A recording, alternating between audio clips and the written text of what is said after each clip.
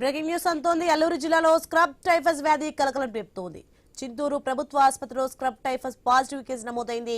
రోగి మోతుగూడెం గ్రామానికి చెందిన వ్యక్తి ఈ వ్యాధి బారిన పడ్డారని ఆసుపత్రి సూపరింటెండెంట్ కోటిరెడ్డి తెలిపారు. బాధితుడు అధిక జ్వరం, ఒళ్ళు నొప్పులతో ఆసుపత్రిలో చేరారని వెల్లడించారు. టెస్ట్ చేసిన తర్వాత స్క్రబ్ టైఫస్ వ్యాధి అనిగా నిర్ధారణ అయిందని ప్రకటించారు. చింతూరు ప్రభుత్వ ఆసుపత్రిలో స్క్రబ్ టైఫస్ కిట్లు అందుబాటులో ఉన్నాయన్నారు. ప్రభుత్వం ఉచితంగా ఈ పరీక్షలు నిర్వహిస్తోందని కోటిరెడ్డి తెలిపారు. రైట్, ఇదే అంశానికి సంబంధించి మరింత సమాచారం మా ప్రతినిధి గణేష్ ఫోన్లలో అందిస్తారు. గణేష్, మొత్తానికి అల్లూరు జిల్లాలో స్క్రబ్ టైఫస్ కలకలం రేపింది. దీనికి సంబంధించిన డీటెయిల్స్ ఏంటి?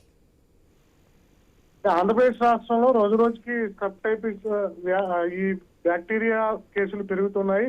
దీనివల్ల మరణాలు కూడా సంభవిస్తున్నాయి. ఇప్పటికే అధికారికంగా 9 మంది ఆంధ్రప్రదేశ్ లో ఈ వైరస్ వల్ల చనిపోవడం జరిగింది. నిన్న లెక్కల ప్రకారం 1566 మందికి రాష్ట్ర వ్యాప్తంగా ఈ స్క్రబ్ టైఫస్ వ్యాధి అనేది నిర్ధారణ కావడం జరిగింది. ఇవాళ తాజాగా చింతూరు మండలంలో ఉన్నటువంటి మోతుగూడెం గ్రామానికి చెందినటువంటి మడివి భీమయ్య అనే వ్యక్తికి స్క్రబ్ టైఫస్ వ్యాధి నిర్ధారణ చేశారు. జ్వరం, ఒళ్ళు నొప్పులతో ఆసుపత్రికి వెళ్ళినటువంటి సందర్భంలో స్క్రబ్ టైఫస్ టెస్ట్ చేయడంతో ఈ బ్యాక్టీరియా నల్లిగా నిర్ధారణ చేశారు. దీంతో వెంటనే అలర్ట్ అయినటువంటి వైద్యులు కిట్లను అందుబాటులో ఉంచడం జరిగింది.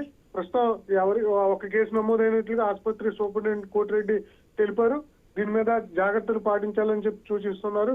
ఇప్పటికే ఆంధ్రప్రదేశ్ ప్రభుత్వ వైద్య శాఖ అనేది అలర్ట్ కావడం జరిగింది. ఎవరైతే తీవ్ర జ్వరం, నీరసం, తలనొప్పి, ఒళ్ళు నొప్పులతో బాధపడుతున్నారో వెంటనే వారు ప్రభుత్వ ఆసుపత్రులకు వెళ్లి సమస్యలు అంటే ఈ టెస్టులు చేయించుకోవాలని సూచిస్తూ ఉన్నారు.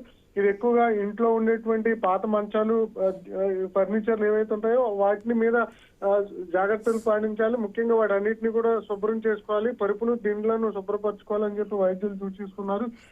దాంతో పాటుగానే పొలాల్లో పనిచేసేటువంటి రైతులు ఎవరైతే ఉంటారో ఈ పొలాలు, తోటలు, నదీ తీర ప్రాంతాలు, పశువుల పాకలు, ఎరువు ఈ ఉండేటువంటి కీటకాలు ఏవైతే ఉంటాయో ఈ కీటకాల వల్ల కూడా కొన్ని స్క్రబ్ టైఫస్ వ్యాధులు వస్తాయని చెప్పి వైద్యులు చెప్తున్నారు.